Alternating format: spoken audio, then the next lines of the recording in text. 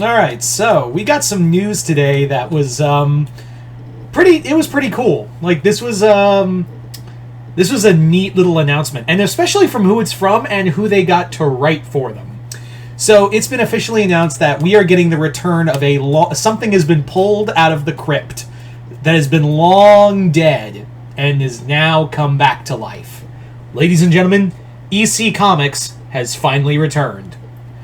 Well, kinda. They have tried to bring the EC title back, if I remember right. Like, I think they were trying to do it in like the 80s. It didn't fly. But this time, like, it's like a big stick.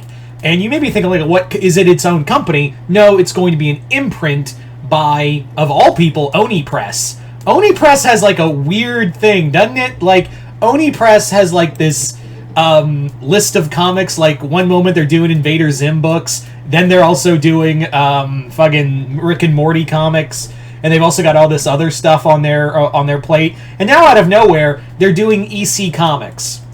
So, for those who are of the uninitiated, allow me to give you a quick crash course as to why EC Comics is kind of a big deal. EC Comics was best known for like comics like Tales from the Crypt that did inspire the TV show later on, and Vault of Horror and all these other like books that were meant to like shock and scare you. This would eventually lead to one psychology professor, aka the biggest jack-off on the planet, to write a book called The Seduction of the Innocent, which was a very controversial and very uber-conservative right-wing piece of propaganda that basically blamed comics for the corruption of the innocent. This led to eventually the destruction of EC Comics and the Comics Code Authority, to which, that no longer fucking matters.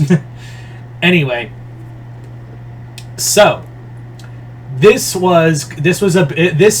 return of EC Comics is kind of a big deal, and again, like it's one of those books book imprints that essentially, had it not been for EC Comics like really being like a pioneer in horror, we wouldn't have like Creepshow or Tales from the Crypt or Goosebumps or a majority of horror directors like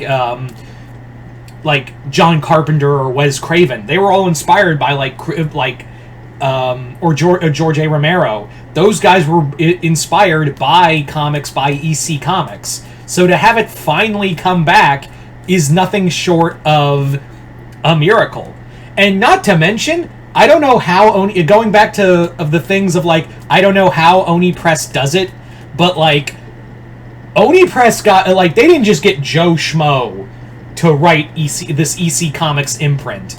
They are coming out with, I think, 2 titles right now. They're coming out with like 2 titles, and it's going to alternate between writers because they are anthologies.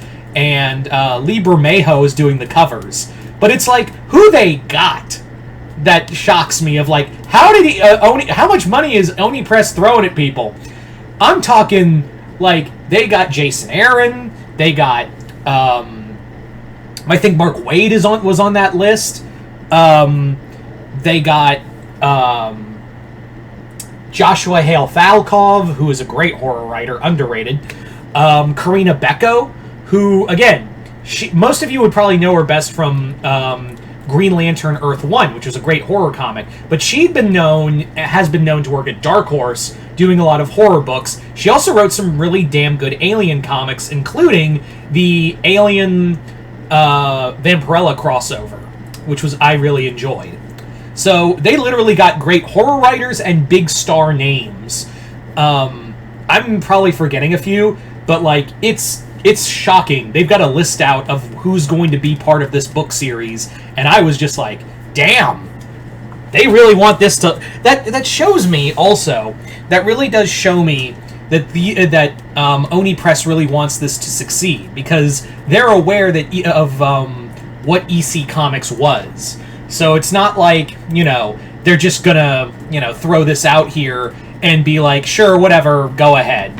Like, and we'll see what happens. It isn't like they're having, like, some random writer come on, like, a group of writers, like, kind of like with some anthology books, where they'll basically be like, we'll just, we'll just put some new writer on here, see how he does, and maybe it'll be good, maybe it won't. Nope, we're just going to we're going to hit it out of the park with a bunch of grade A writers and great horror comic writers as well.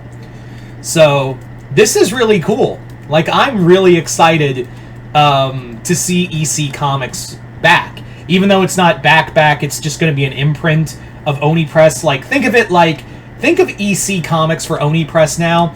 Think of it like DC Black Label. That's kind of what what EC is going to be for Oni Press. But yeah, I'm I'm genuinely surprised. I'm genuinely surprised, and again, the star power behind it looks really good, and it's kind of cool to see the comic that book back. You know, as opposed to the guy who basically buried it. No pun intended. He's rotten in the ground. Fuck him. Anyway. So, you guys tell me in the comments below, to any of you Tales from the Crypt fans or EC comic, horror comic fans in general, you guys tell me in the comments below, what do you guys think of the return of EC Comics? Are you guys excited about it? Are you guys not? Comment below, let me know. Other than that, hope you all enjoyed this. I'm Mr. Multiverse. I'll see you next time in the Multiverse.